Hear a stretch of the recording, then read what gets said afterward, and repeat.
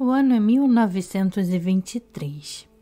Eu estava olhando para o teto, minha testa molhada de suor frio.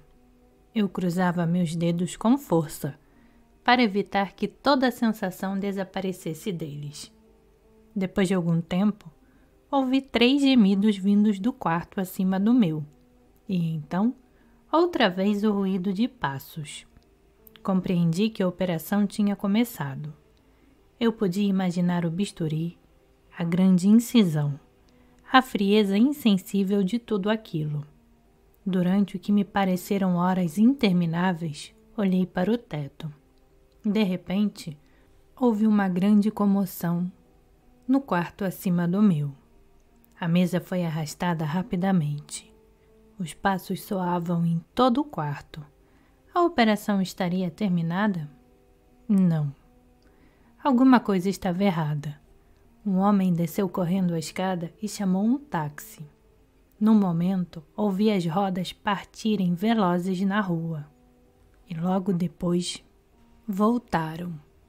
Ele fora apanhar alguma coisa e subiu a escada correndo. Então, olhei para cima. Vi com horror uma pequena mancha vermelha aparecer no teto branco. Eu sabia que era sangue. A mancha tinha o tamanho de uma moeda de 5 shillings. Cresceu até ficar do tamanho de um prato.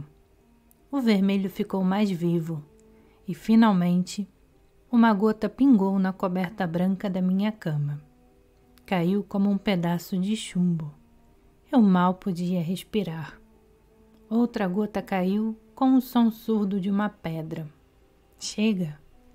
A heroína da aventura sanguinária era uma dama delicada, que fazia tratamento para os nervos numa clínica de Londres. A experiência curou imediatamente. A cirurgia moderna é tão técnica que precisa ser feita em teatros operatórios complexos, com equipes especializadas e monitores, e gráficos luminosos.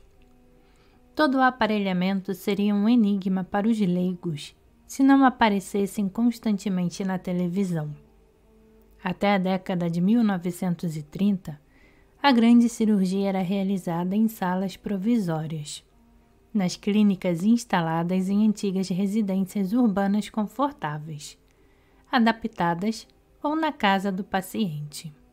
Amígdalas e até mesmo apêndices eram removidos na mesa da cozinha. Lord Lister operava por toda a cidade de Londres, seu burro mecânico, mal disfarçado sob sua roupa, saindo de casa em Regent's Park, na sua berlinda. Sua chegada era recebida pelos vizinhos do paciente com estremecimentos, piadas e a mesma satisfação com que o povo curioso recebia em Tyburn o carrasco com seu equipamento.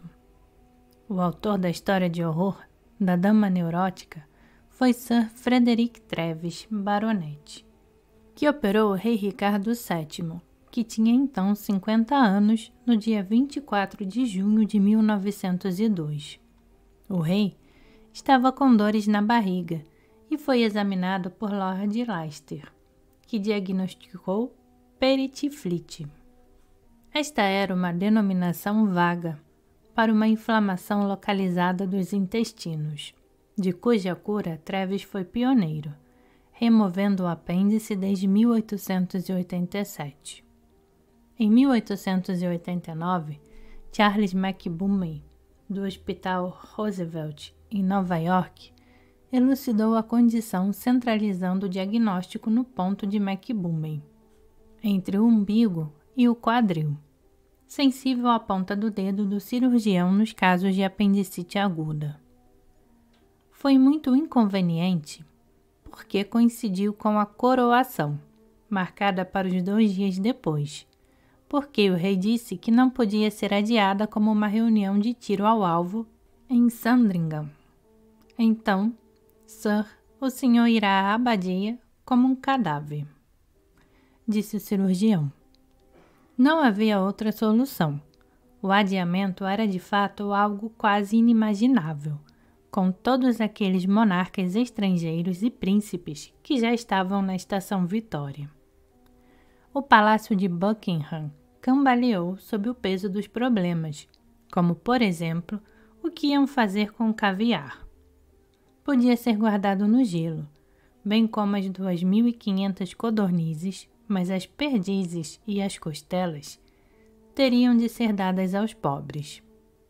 Cestos repletos de comida foram enviados para as instituições de caridade, e na tarde seguinte, em Whitechapel, comeram consomé de fazão. A coroação foi transferida para 9 de agosto, e se o caviar aguentou até essa data, só os reis abissínios estavam presentes para consumi-lo. Eduardo VII foi operado em casa. Foi andando para a mesa de operação. A rainha Alexandra segurou a mão dele até terminar a aplicação da anestesia e voltou a segurá-la um pouco antes dele voltar à consciência. O paciente real salvou um grande número de vidas do diagnóstico vago de peritiflite, dando à operação de Treves o éclat que seus descendentes deram ao jogo de polo. Treves não era um cortesão. Ia para a cama às 10 horas da noite e levantava às 6 da manhã para escrever. Era amigo de Thomas Hardy. Tinha carta de marinheiro e podia ter capitaneado o iate real tão bem quanto operava. Seu estilo literário era incisivo e seco, como convinha a um cirurgião. Sua história do Homem-Elefante, de quem se tornou amigo no Hospital Londres, foi um sucesso de bilheteria no West End e na Broadway. Porém, infelizmente, quando isso aconteceu, Treves estava morto e seus direitos autorais já prescritos.